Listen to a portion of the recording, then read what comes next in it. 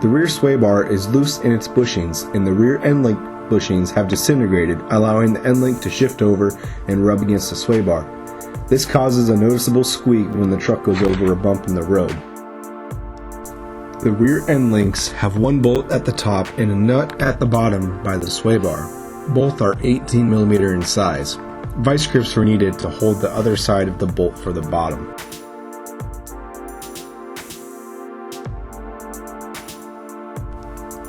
Here you can see where the end link has worn down from rubbing on the sway bar.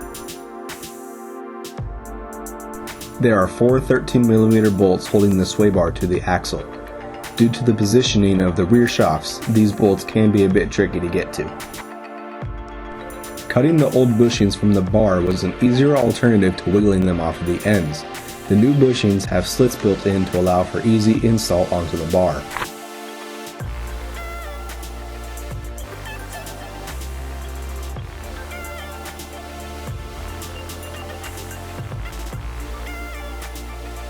These are the new components.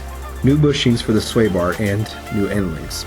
Replacement end link bushing kits are available if the end links are not abnormally worn, and access to a press is available to remove the old bushings.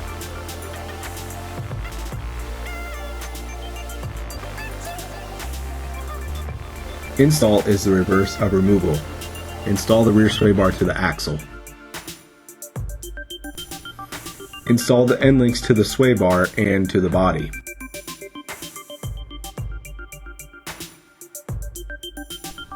After any repair to a vehicle, perform a test drive to verify everything is functioning properly and to ensure no bolts or nuts were left loose.